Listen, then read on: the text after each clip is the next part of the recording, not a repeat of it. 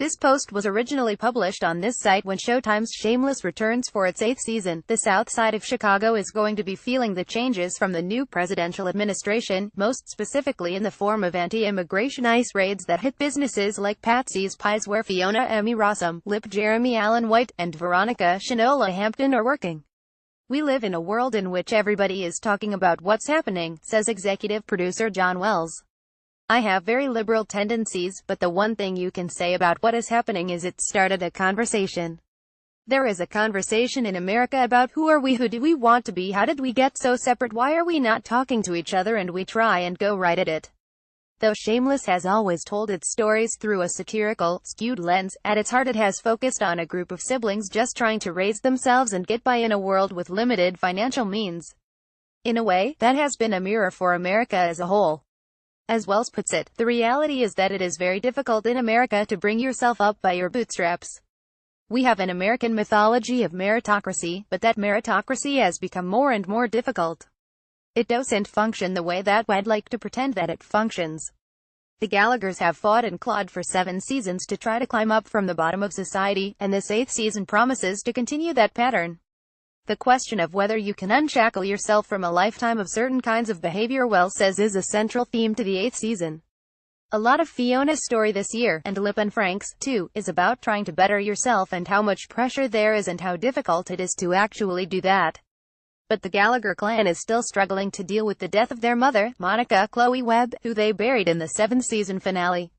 Her presence will still loom large over many of them, most notably Frank William H. Macy, who spent the immediate days after her death smoking his cut of the meth she left her family, a dubious inheritance for all of them.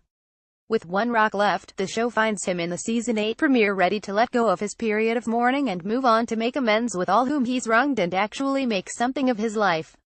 "I don't want to frighten you, but Frank shaves," Macy tells Variety. "He has a credit card, he buys a car, he gets a job.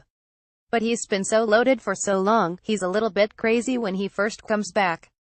And he is devastated by the loss of Monica. The ghost of Monica will live on and on and on, especially for Frank.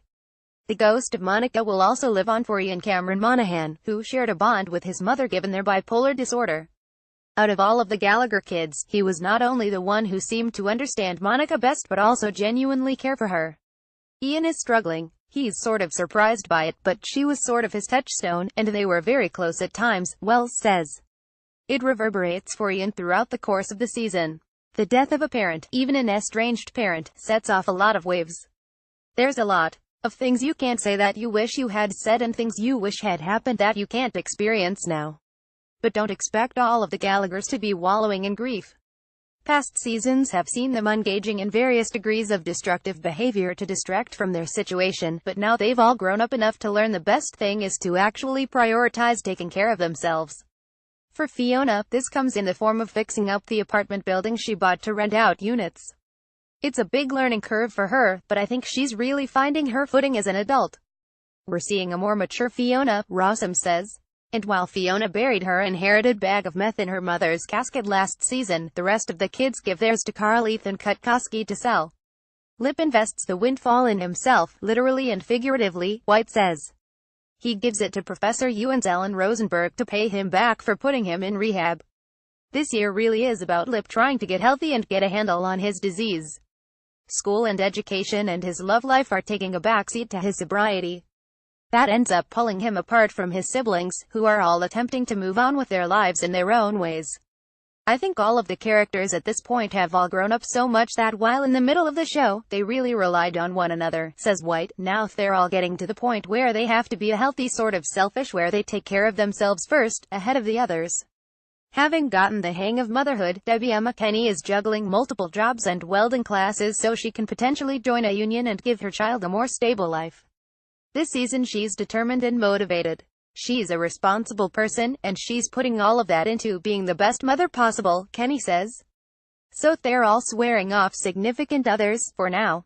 Despite wanting to rekindle with Sierra Ruby Modine, Lip has to have at least 6 months of sobriety under him before he can think of a relationship, and Ian is still single after running out on Trevor Elliott Fletcher to briefly rekindle his relationship with Mickey Noel Fisher, who fled to Mexico as a fugitive. He's still in Mexico, Wells says of Mickey's whereabouts this season. Fiona also swears off casual hookups. She's going to have to find a different kind of relationship with a very different person, Rossum says. But despite the Gallaghers being distracted with their own issues, Wells notes that the core of the show will always be the family. When the kids were growing up, there were these moments of the family holding on to each other just for survival so they don't drown, but then they reach an age where they could take care of themselves and should take responsibility for themselves, so it becomes a question of how much do you separate, he says. Uniquely in these kinds of families, the survival instinct to be together is really strong. They've survived together, and being in the foxhole bond is great. Shameless Season 8 premieres on Showtime November 5 at 9 p.m.